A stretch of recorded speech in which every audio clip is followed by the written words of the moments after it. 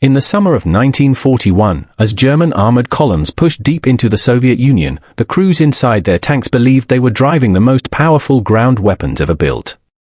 For 2 years, German panzer divisions had smashed their enemies with speed, coordination, and firepower. Poland, France, the Balkans, each campaign reinforced the idea that armored warfare had been mastered. Then, on the dusty roads near Minsk and Smolensk, German tank crews encountered something they were not prepared for. Out of the smoke and forests emerged a new Soviet machine. It was low, wide, and angular, with thick sloped armor that caused shells to glance away. Its tracks were broad, gripping mud and snow with ease. And its gun, and 76mm cannon, could destroy German tanks at ranges they could barely respond to. This was the TU-34. For the first time in the war, German tank commanders felt something unfamiliar: doubt. The TU-34 was not perfect. Its optics were crude, its crew ergonomics poor, and its radios often unreliable. But it represented a revolutionary balance of armor, firepower, and mobility. German shells bounced off its sloped armor. Panzer III and early Panzer IV crews found themselves outmatched unless they attacked from the side or rear. Reports flooded back to Berlin. German officers demanded new tanks, heavier guns, thicker armor. Hitler himself became obsessed with tank design, personally involving himself in development decisions. The tank war had entered a new phase. Germany responded with ambition and excess. In 1942, the Tiger I entered service. It carried an 88mm gun derived from the feared anti-aircraft weapon that had already earned a reputation as a tank killer. Its armor was thick, flat, and nearly impervious to most Allied guns at long range. On open ground, the Tiger was terrifying. A skilled crew could destroy enemy tanks from distances where return fire was useless. Entire Soviet units learned to fear its silhouette. But the Tiger came at a cost. It was heavy, mechanically complex, fuel-hungry, and slow to produce. Each Tiger required immense resources Germany increasingly lacked. The Soviets took a different path. Instead of chasing perfection, they embraced mass production. The Tu-34 was simplified, standardized, and built in staggering numbers. Factories were relocated east of the Urals, beyond German reach. Workers, many of them women and teenagers, assembled tanks in freezing conditions, often without proper shelter. Quality suffered. Quantity did not. For every Tiger Germany produced, the Soviets built dozens of T-34s. By 1943, this difference in philosophy would collide head-on at one place: Kursk.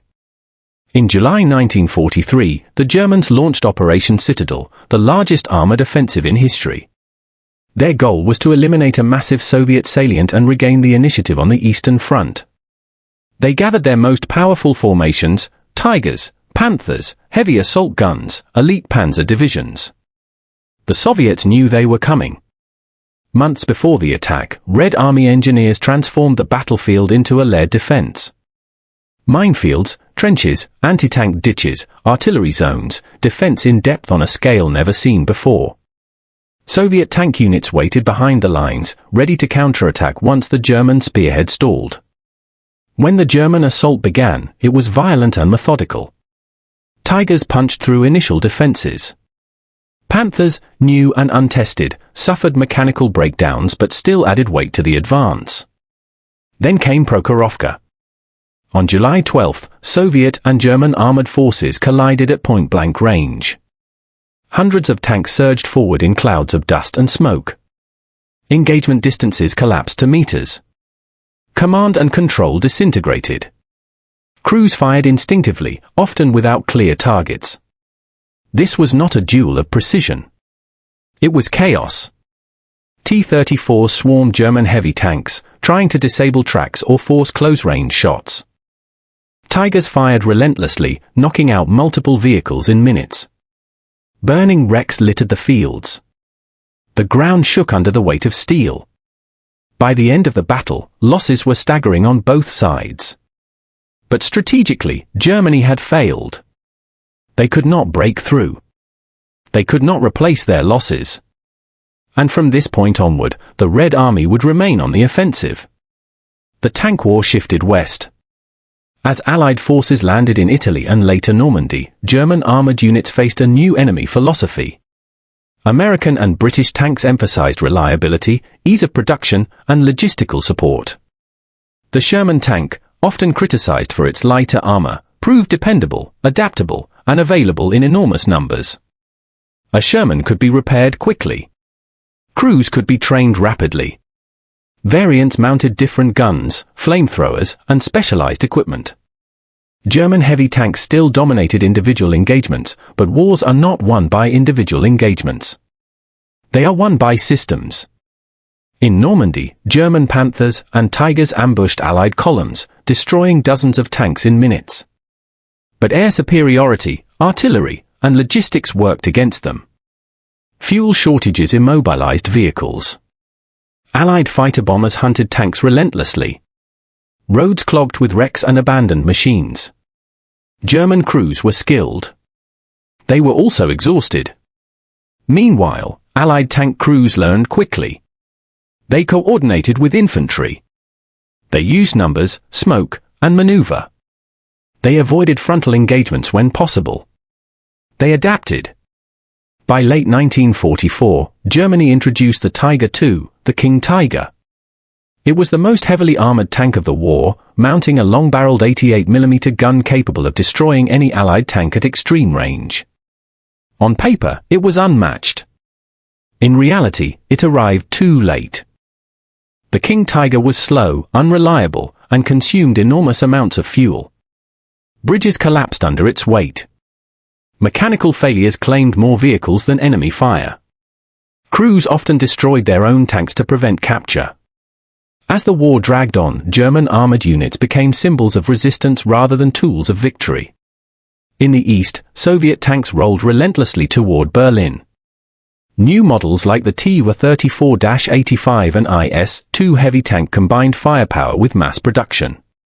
Soviet crews gained experience. Command structures improved.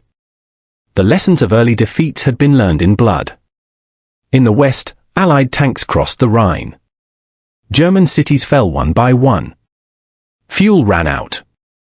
Ammunition shortages worsened. Factories lay in ruins. By 1945, the tank war was no longer about innovation. It was about survival. German tanks fought delaying actions, covering retreats, buying time that no longer mattered. Soviet and Allied tanks advanced through shattered landscapes, past burnt-out wrecks that marked the path of earlier battles. When Berlin fell, tanks were everywhere, destroyed in streets, abandoned in parks, half buried in rubble. Steel giants reduced to scrap. After the war, tank crews reflected on what they had learned. Technology mattered, but not alone. Training mattered, but not without logistics. Firepower mattered, but not without numbers. The Second World War proved that the tank was not a single weapon, but part of a system, industry, fuel, crews, repair, doctrine, and strategy. Germany built some of the most formidable tanks ever designed. The Allies built enough of them. And that difference decided the war.